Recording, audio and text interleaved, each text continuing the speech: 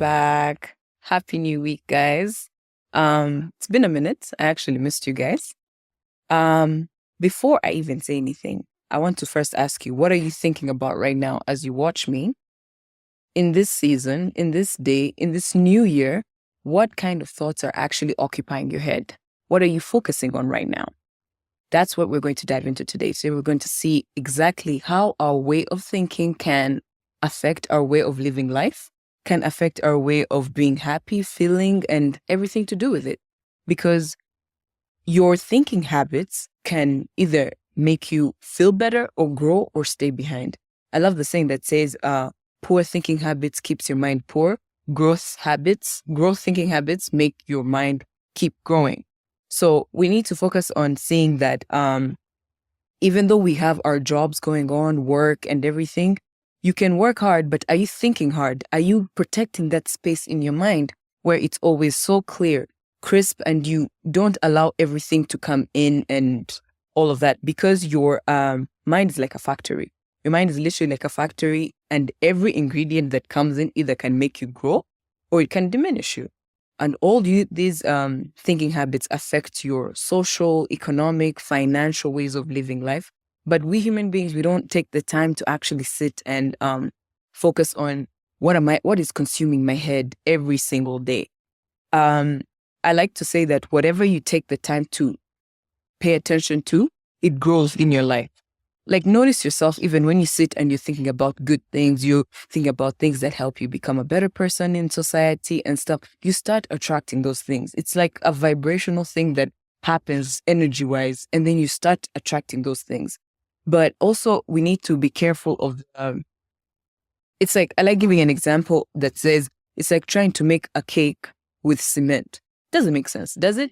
No. You have to pick the right ingredients, the right amount of temperature for that cake to come together, and it becomes something edible and nice. So I could relate that to the mind. For you to have a positive mindset, you have to make sure that those things that you're letting in your head, the conversations you're having with your friends, the things you're entertaining, they have to be things that help you become a better person. Otherwise, it's going to affect you, and you will not even be aware of it, that these things are happening. And it's only a matter of time. It's like how long it takes for you to, if it takes a certain amount of time paying attention to these thoughts that come in your head, you will start entertaining it. And then you meet a person who has taken the time to cancel out toxic thoughts, maybe toxic friendships that make you think about things that you're not supposed to be paying attention to. And that person has gotten farther than you, and you're like, what happened? Your mind, again, I'll go back to it. It's like a factory. What you put in, it's going to manifest in your friendships, in your social life, in your work life, in your financial decisions, all these things. That's why we have to be very, very careful of how we take care of our minds. So I would like to encourage people to always stay on guard with their minds, because your mind affects all the philosophies that you have. Philosophy, I like to use the word philosophy because it's our beliefs and the way we think. And I'll say philosophy can be categorized into three aspects. There's the basic part of our philosophy, which is what we grow up saying, knowing that, hey, fire is hot, you're not supposed to touch it. If I can't jump off a cliff because I'll hurt myself, that's basic philosophy. And then there is expanded philosophy. That could be studied classes, knowing that water has 2 hydrogens and 1 oxygen. That's expanded. But then that refined philosophy, it's the extra books you take time to read. It's the things you go ahead, you think about. It's the conversations you're having with your friends. It's the debates that help you see life in a different perspective. And those are the things we're supposed to be chasing as human beings, especially the youth, because these things that we take, that consume our time, they affect us eventually. They affect how we grow up, the kinds of relationships we attract, how the kids that we'll bring on earth, how they're going to grow up, their mindsets. So we have to be careful about the kind of philosophies that we are entertaining. Make sure that they are refined, because they affect our perception. Our perception assists us in finding value in things. It helps us know that some things are important and some things are not important. Because if I keep on entertaining bad thoughts or thoughts that don't help me become a better person, I might it's just in the blink of an eye that can make a wrong decision because I'm not protecting that headspace, that those thoughts that I am that are going through my mind. So, for example, you can be in a space where you're so stressed, your friends are not helping you grow and stuff, and you make, let's say, a stupid, excuse my language, a bad financial decision that can affect you in the long run for 5 years. That's why we need to be careful about the thoughts that we entertain, or even conversations. Like, I have one of my friends who cannot entertain gossip, cannot entertain things that don't help them grow. They're like, hey, it's not my place to be. It's none of my business. I don't know why you're bringing these topics up. And when I see how that friend of mine lives their lifestyle, I'm like, exactly. They protect their headspace at all costs.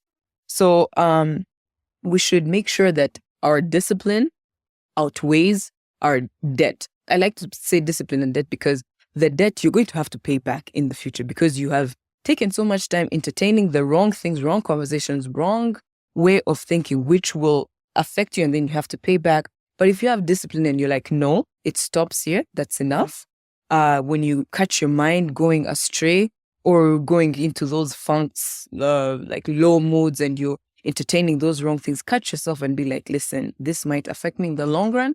I have goals to attain. Let me switch my way of thinking. Let me be more intentional with what I'm entertaining in my head, and don't let it live in your head rent free. It's not even paying you anything. It's not helping you become a better person in any way. So I think our way of thinking is always affected by the surroundings, like the people, the things you're consuming, the kind of music you're listening to, the kind of friendships you have, the conversations you have at home with your family, just the circles, all these things. But then when we talk about it, it seems as if we're just being hypothetical. It's too much, but no, there are actually people out here. Okay, I try it myself too, and I'm learning. It's a learning in progress, because sometimes the mind will take you into ways that you don't even want to be in, but you have to catch yourself. That's why I always talk about being self-aware. When you know you're leaving your equilibrium, you're leaving your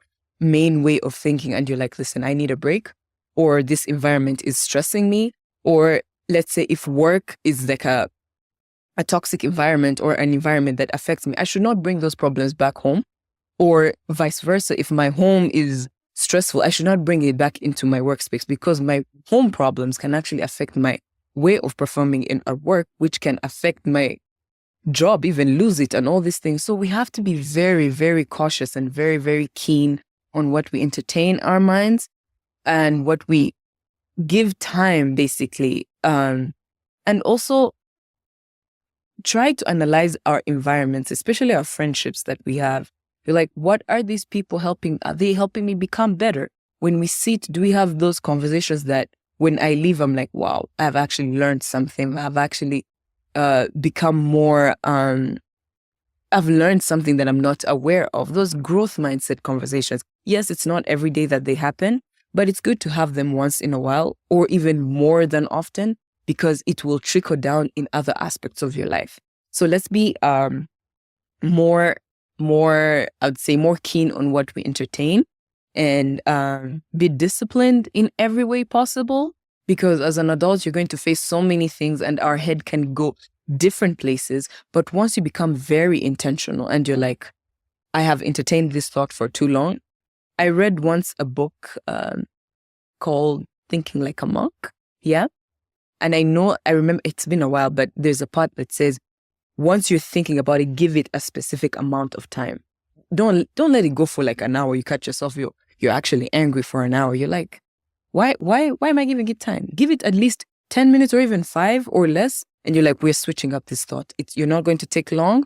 I'm not going to let it entertain my life, because those thoughts, they lead into emotions, and emotions lead into reactions, and these reactions trickle down into our environment. So if we keep our headspace positive and we stay grounded in everything that we are doing or we are thinking about, and we just tackle things, keep going, keep life going, you realize that you are in control of your mood, you're in control of your feelings, you're in control of how you react to people, but it's a work in progress. It's a journey. And I'm just here to remind you that your thinking habits can affect your life in every way possible. So be keen on it. Take heed in what you think about and entertain and the things you take in, because it affects you. It starts with your mindset. So please keep it clean and keep it productive. Thank you.